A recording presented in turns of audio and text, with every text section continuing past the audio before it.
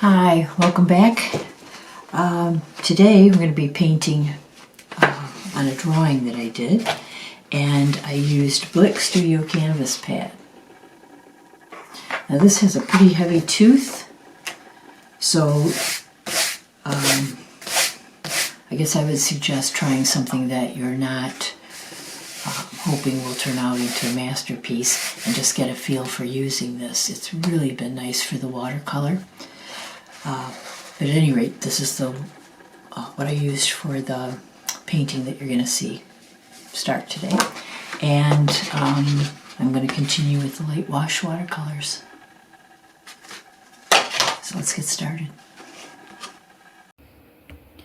So this is the drawing that I did. I just used a graphite pencil, number 2. And I didn't put any treatment over it. I just started painting with the LightWish watercolor. This is a Naples yellow. I have the 48 pan set, and I'm just layering that color into the background. And I'm using quite a bit of water. I want to keep it pretty loose at this stage so that I can get all the background in. And I use my finger to move the water around as well, especially for large areas. I don't switch out into a big brush normally, particularly for something this size, which is an 8.5 by 10. I think that's right. So just continuing on with that, getting that all down in the background. I will say that I do add more because, as I mentioned, this paper has a lot of tooth. So I want to get those pigments down into those little grooves. And even then, if you put it on fairly thick and then you're not happy or you want to thin it out, with watercolor, it's very easy to do that. Get the water back in and make it workable. Unlike acrylics, once you put it down, you're sort of left. I mean, you can glaze over it, which I have done too. But I'm starting to like more and more of using the watercolor to get all the colors down where I want them. And then if I like a color that I have in acrylic or almost as a glaze with the acrylic, I put that down over. But at least if I've used the watercolor first, I can lift it easily if I'm not happy with the color, or in certain sections maybe it's not as light or dark as I wanted. So I really try to get the watercolor down perfectly if I am going to go to acrylic, but less and less I'm going to acrylic because I really like the modeling of the watercolor. Now this looks like a very dark color that I'm putting down, and I want it lighter than that. I want it lighter than the background. So you can see I'm adding water, and I'm using their white as well. And I'm mixing those and trying to get the highlights in where I want them on the face. And I spend quite a lot of time on the face because it's where people look first. I want the expression to be right, and I want the shadows to be right. Then I'm just putting in the darker shadows with the umber above the eyelid and under the nose and the shadow of the nose on each side. And mopping up a little bit of that wet Naples yellow. And then a color that I've just fallen in love with, which has just changed my palette completely, the way I think about colors, is the olive green in this set. If it's really dark, it almost looks like a brown. And then if I use it lightly, it's got that green shade. I'm just really enjoying it. And this, I'm putting it down, but it's pretty light. I am using quite a bit of water. So I'll just see how that looks. In person, that contrast with the Naples yellow in the back is much more apparent. Here it's starting to look like they're very close in shade, but it's different. It's darker, like you can see it now in this area. But that has been a real discovery, that color. And I don't have anything like it in my acrylics. I tend to use sap green So, and you know, once you start working with a color like this and after you get some experience in it, or if you already have experience, you can mix colors so that you can get this color in the acrylic if I wanted it. I think I've mentioned that I don't use oils anymore. And I won't say completely, because sometimes in large canvases I like to do a glaze of oil over acrylics, but generally I work inside and it's just not a good idea as far as I don't have good ventilation for oils. And now I'm using a green, not the olive, but a different green, and I'm making the leaves. There are kind of standard motifs that everybody uses when they make paintings. I tend to have leaves and birds and animals. So you'll see those again and again. I change them up. Sometimes I have animals that look more whimsical, and sometimes they're more like the actual animal and bird. Just depends on the piece, what I think it needs. For this upcoming show that I've been mentioning in May, the title of it is The Mad Hatter's Garden Party. So I really wanted to do a painting that had the Mad Hatter, but my interpretation of that. So I am going to show that in the next video at the end, because I'm pretty well along with that piece. So you can just get an idea what that one looks like. And then also I'll be finishing this piece in the next video. Now at the bottom, I've put in a Payne's gray mixed a little bit with an ultra blue, and even though it looks very dark there, I'm going to put a lot of water on it and let that water just run around as it wants to. I'm not going to try to control it that much. I'm moving it in and out of the leaves there. But I had the idea of making that little moon at the bottom of her skirt. So that's what's going on now. And as I said before, sometimes I have these ideas and I put them in, and then as it starts to work, I think, well, that's not really going to be a moon. It's going to be something else, and then I might change the color. In this case, I really like this blue. I'm not so sure it's going to work with the entire painting with the palette that I'm using.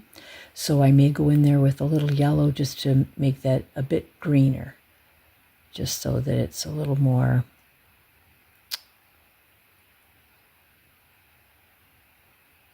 just so the palette looks a little closer together, that I don't have a blue that looks like I've just put that in when everything else is a green or yellow or gold. So we'll see. And I'll probably just try a little patch area. That will be in the next video as I start to finish this particular part. So as you can see, I'm tipping the canvas because I want to let those colors run as they might like to. It's always fun with watercolor to have a little happenstance, let it do what it wants and see what happens. I've had some nice discoveries and results by doing that. And then at the very bottom, it might be a little difficult to see, is like an Aladdin's lamp.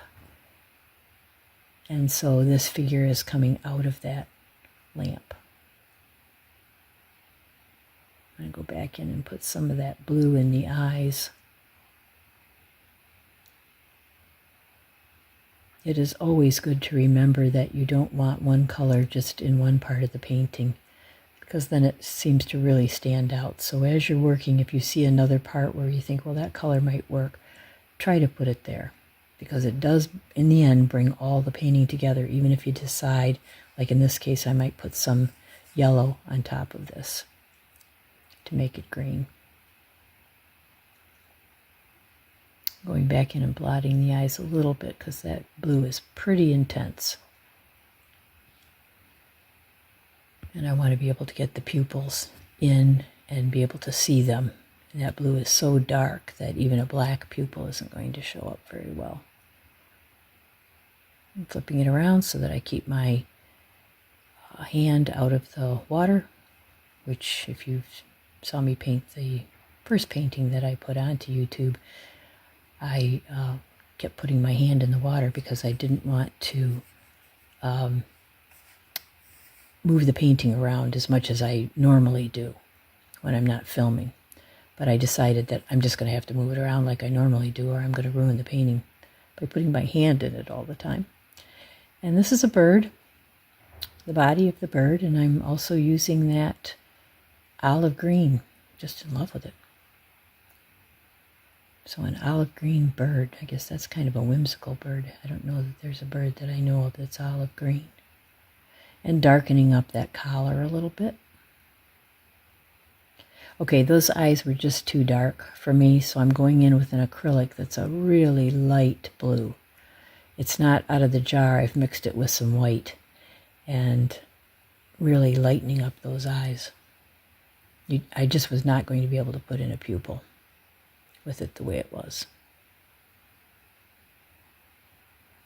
And so I'm taking some of that blue acrylic that I had and putting it into the side of the skirt. I had some kind of heavy graphite pencil marks there, and the acrylic just moves those right out of the way. And you can do it with a darker watercolor too, but as long as I had the acrylic mixed, I just used that.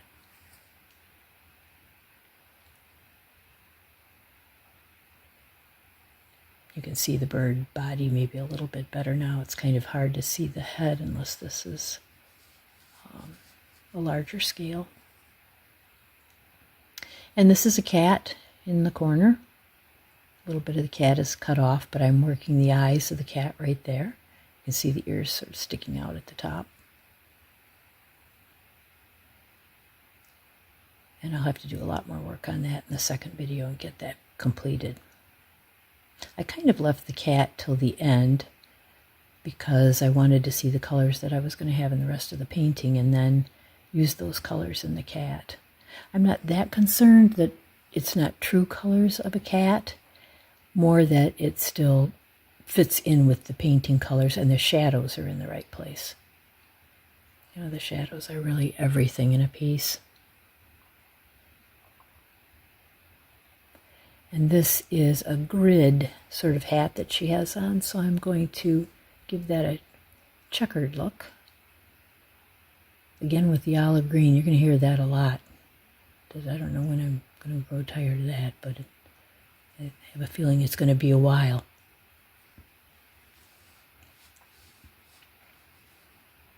And I think I will use some kind of gold in the other square so that the headpiece will be olive green and some squares in gold in the others.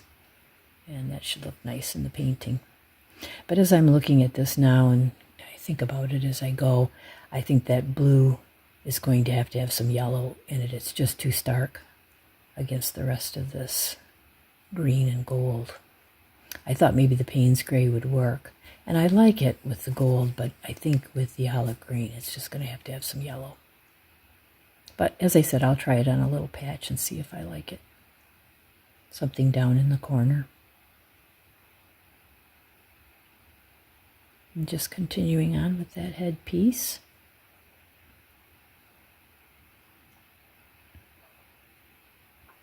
There are some vines that are sort of difficult to see, except where you saw me paint the leaves there, but they go up into a flower, down along the side and then into the lamp.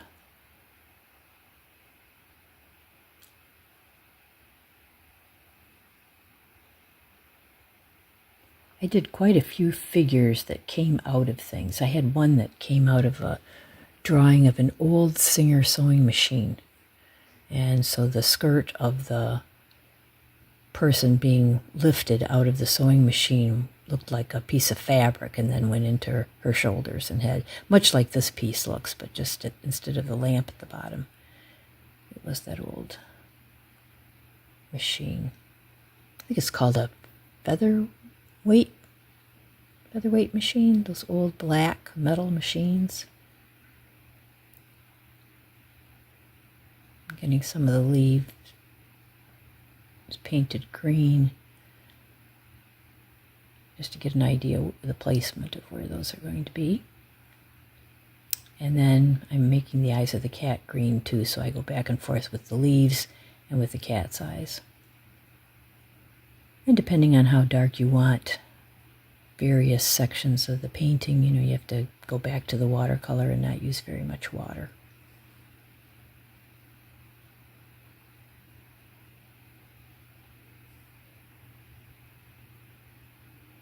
I haven't really decided on the color for the inside of that dress, so I'm still thinking about that, keeping it in that same palette.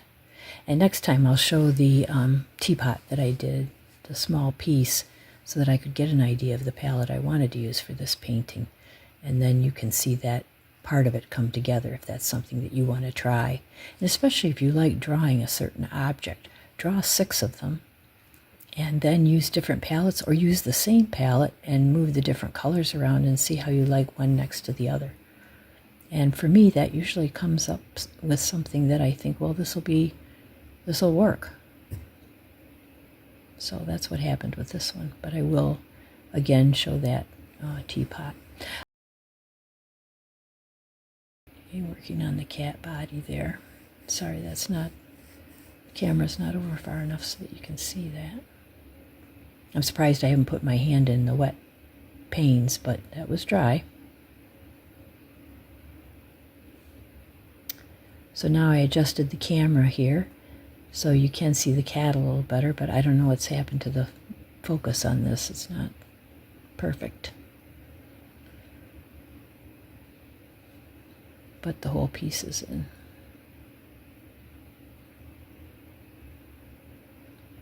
And still moving it around to get those side panels in.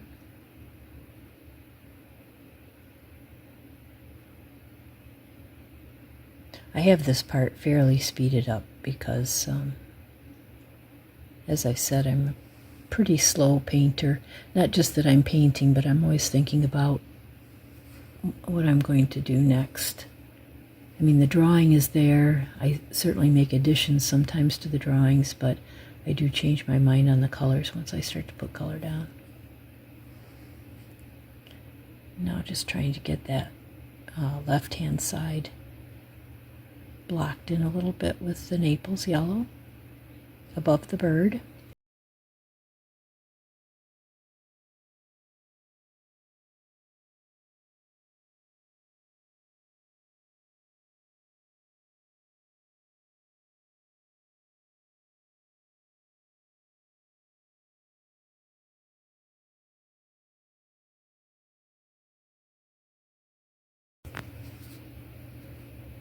And more work on a little group of 3 flowers that are at the top, that are the top of those leaves that you could see me painting. That was a vine, and there's a couple flowers there, and I'm using a dark orange, which is looking nice against the Naples yellow, so I probably will leave that. And then also taking that orange, once again moving those colors around the painting so that you don't just have them in one area. So I made the body of the lamp that same orange. And the lamp is sitting on a planet, the planet Earth. So I'm putting water in for the oceans. And it's pretty much done there. Probably done for this. I hope that you've enjoyed watching me paint and how I figure things out a little bit. I should be able to finish it up by next time. And then I'm going to complete this one because I'm almost finished. I just have to do the skirt. And I've been working on this one because the name of the exhibition is The Mad Hatter. And I wanted to have a piece that had a Mad Hatter in my interpretation of that.